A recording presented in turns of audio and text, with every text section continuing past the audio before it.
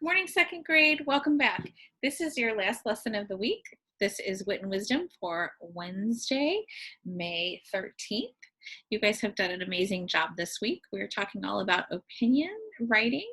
So I want you to turn to your partner and tell them again, what is an opinion?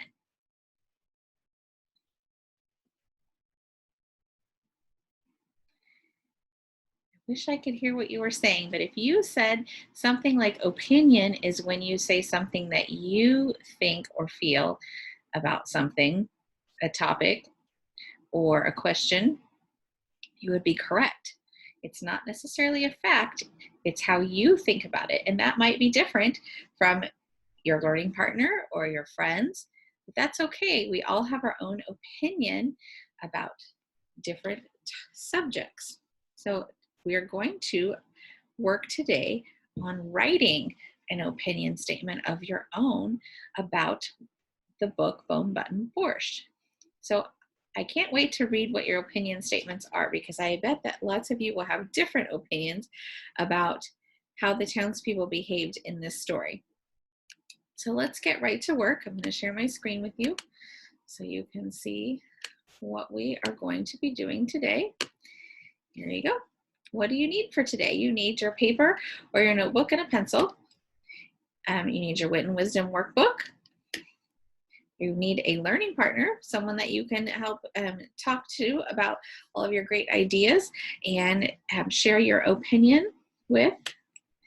You're going to need a quiet space so you can concentrate. So get nice and comfortable so you can do your very best work, because we're going to practice some writing today.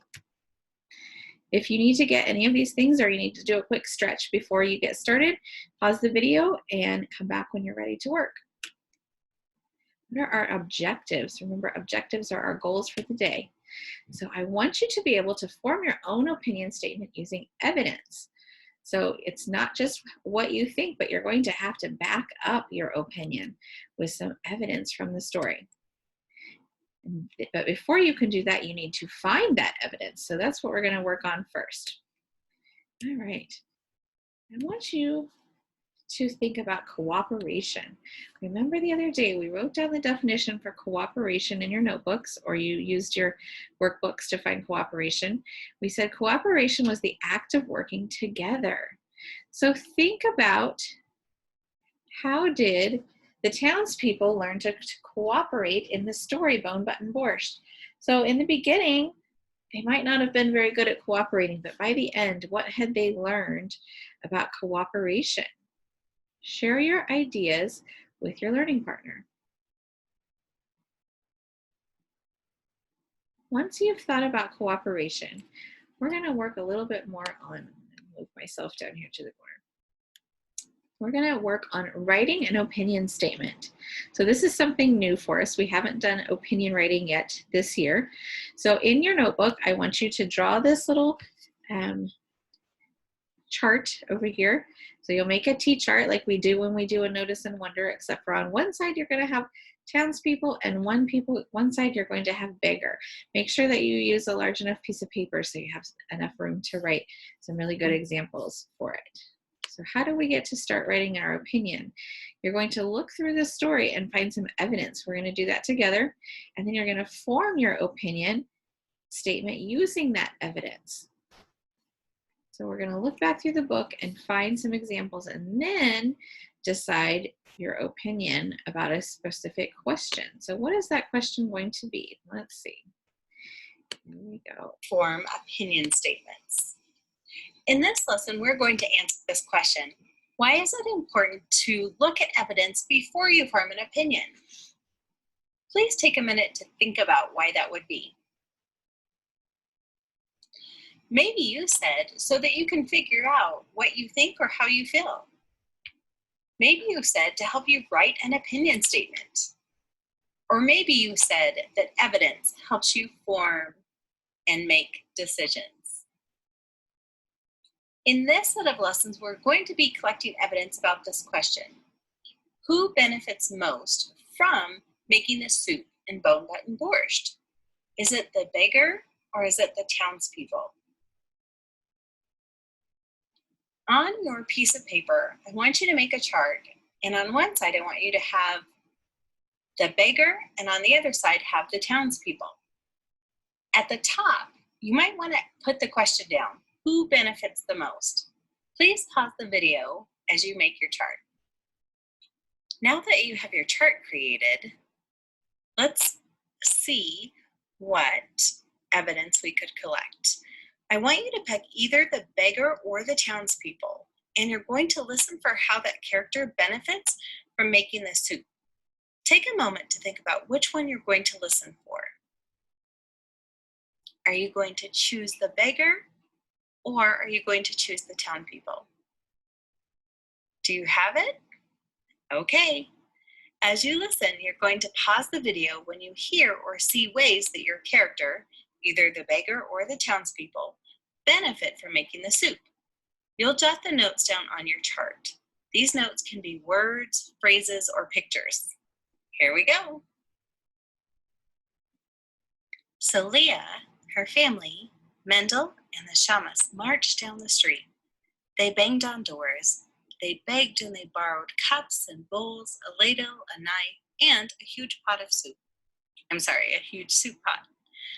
Along with all these things, the crowd grew as it chattered its way up the street toward the synagogue. Others came to their windows and doors. "Where are you going?" they asked. "What are you doing with that pot?" And the people in the street replied, "There's some baker in the synagogue who says he can make borscht from buttons." "That's impossible," shouted the people in the houses, but they were curious, so they grabbed their hats and coats and joined the others. By the time the Shamas reached the synagogue, the whole town was with him. The people crammed themselves inside. The beggar looked up and cried, "Shalom Aleichem, peace be with you." There was a long silence. Then someone called out, "So, Mr. Miracle Man, make us a miracle." "You want a miracle?" the beggar asked. "I'll give you a miracle." "Pot," he cried, and they put the pot on the stove. "Water." They poured the water. "Button." They gave him the button. Plunk, plunk, plunk. The beggar dropped all the bone buttons. He picked up the wooden spoon and stirred. When the pot began to steam and bubble, he spooned out some water and took a sniff. "Not bad," he said, "but it could be better." "What could make it better?" asked the people. "A little sugar, a little salt, a little pepper. That could make it better," replied the beggar. So they brought him sugar and salt and pepper. He sprinkled them all into the pot and stirred. Then he took another sniff. "Not bad," he said, "but it could be better." "What could make it better?" asked the people. "Have you got any pickle juice? That could make it better," replied the beggar.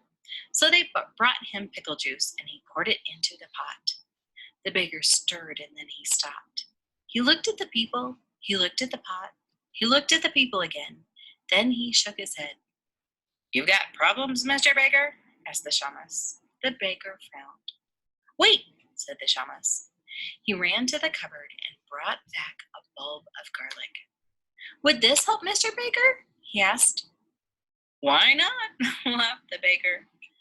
"Mr. Beggar, I've got some carrots," someone said. "And I've got beets," called another. "I've got onions." "I've got beans." "Would these help, Mr. Beggar?" they asked.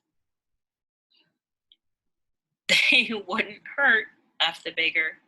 So the people ran off and returned with their arms full of vegetables. The beggar sliced them all. He diced, he chopped, he shredded.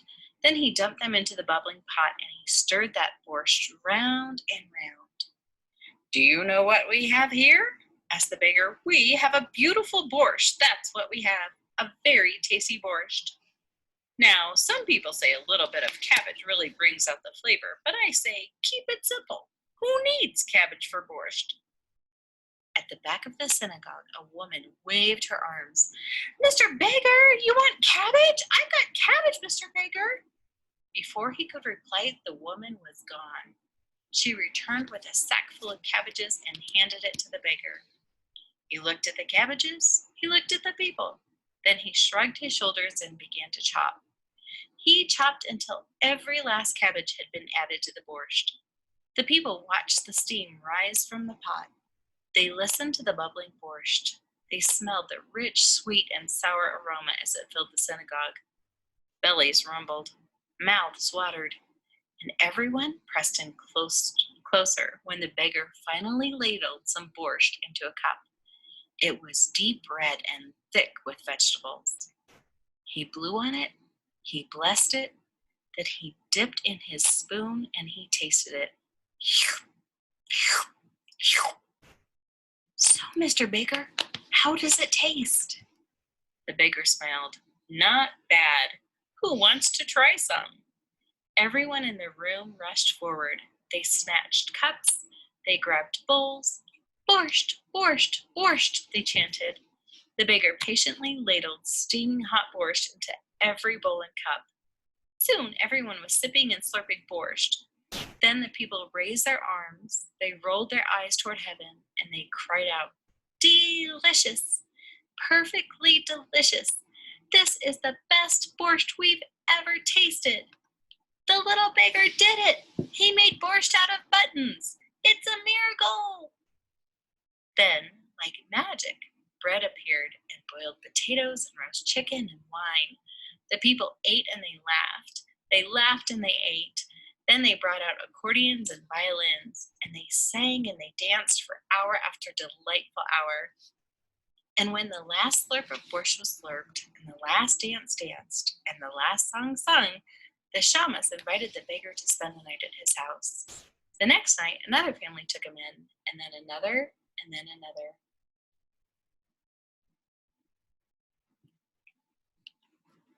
One day, the beggar gathered the townsfolk together to say goodbye. "Please don't go," they begged. "I must," he said. "But your buttons! How can we make borscht without your magic bone buttons?" "How can I fasten my coat without buttons?" asked the beggar. "How can I keep warm without buttons?" So they traded with the beggar. They gave him brass buttons for bone buttons. Then the beggar left. They never saw him again. The years passed. One by one, the beggar's bone buttons were lost. But it's a strange thing. I wonder, perhaps. The townsfolk learned that they didn't really need the buttons. They learned to make borscht without them. And they learned to help one another without borscht, even in hard times. That was the real miracle. The beggar left me. Great job listening and taking notes. Now we're going to share our notes with each other. First, let's think about some ways the townsfolk or the townspeople benefited from making soup. If you took notes on the townspeople, then you can check your notes now. If you didn't take notes on the townspeople, you should add some to your chart as we talk about it now. Let's see. I recorded that the townspeople left their houses to watch the beggar. They ate and laughed. They sang and played music, and they shared with each other. I wonder if you wrote some of the same things or some different things. Either way, I hope you have some evidence on the townspeople. If you have not taken any notes on the townspeople, please pause the video now and just jot down a few of these notes. Now, let's think about some ways that the beggar benefited from making soup. If you took notes on the beggar, then you can check your notes now. If you didn't take notes on the beggar, you should add some to your chart as we talk about it. I wrote that the beggar got to eat. He had nice warm places to stay. He got new buttons, those shiny brass buttons, and he felt welcomed. I wonder if you wrote some of the same things or some different things. If you had not taken notes on the beggar, please pause the video now and just jot down a few notes.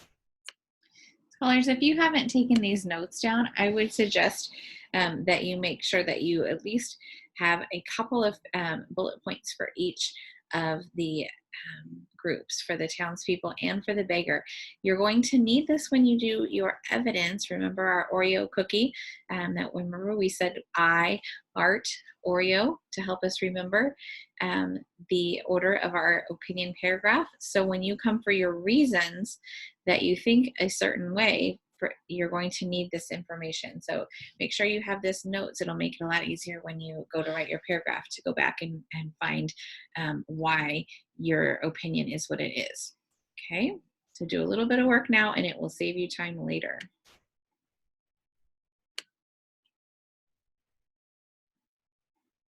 Now, let's think about all of that evidence and let's answer this question. Who benefits the most from making the soup? This is your opinion, and there's not one right or wrong answer. So do you think the beggar benefits the most or the townspeople benefit the most? Pause the video now to write down your answer. In the next lesson, we'll continue to work on our responses to this question. Woohoo! It is my favorite part of the... Okay, we're going to pause there. Oops, let me bring myself back up here. Here we go. Then when we have an opportunity to... Darn it. There we go. Okay, make that go away. All right, so hopefully you were able to fill in your T-chart about the townspeople and the beggar. Let's reflect on some of the, I'm going to move myself. Let's reflect on some of the things that we learned today that you should be able to do. So by now, were you able to compare evidence from the book? Yes, if you made that T-chart, you were able to look at the reasons that you think that the townspeople benefited from the borscht and the reasons that the beggar benefited. Did you form your own opinion and write your opinion statement? So when you looked at all of those reasons, were you able to decide for yourself, who do you think had benefited most from making the soup? And then you answered that question. I think that the beggar or the townspeople benefited from the soup, and why? Okay. All right. So before we go today, if you don't have your blue workbook, this is your last day of reading this fluency passage. Next week we'll move on to a new one. But for today, I want you to read this passage 3 to 5 times to someone at your house that will listen to you read it out loud. You should be becoming quite an expert at reading all of the tricky words and following all of the punctuation and making sure you're reading at a decent pace and you're reading you're using lots of good variation in your voice to make it interesting to listen to you while you're reading. Okay, what else? Make sure you go complete your exit ticket for today because I want to be able to read all of your really great opinion statements that you worked on today. High five your learning partner if you did your best work today. I'm sure that you all did because you have all the work I've seen so far, you've done such an excellent job. So I'm very proud of you, and all of your teachers are really proud of how hard you've worked so far when we can't be at school learning together. You know, it's kind of challenging. So make sure you thank your learning partner for being with you every day to help you. And don't forget to read your fluency passage 3 to 5 times with someone. If you need to get a hold of me because you have a question or need help, here's my contact information. Don't hesitate to reach out to me if you need help. I am looking forward to have been able to meet with a few of you over the last couple of weeks, and it's nice to talk to some of you in person. So give me a shout if you need help, and I will be available to do that. All right.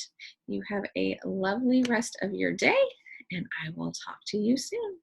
Bye, guys.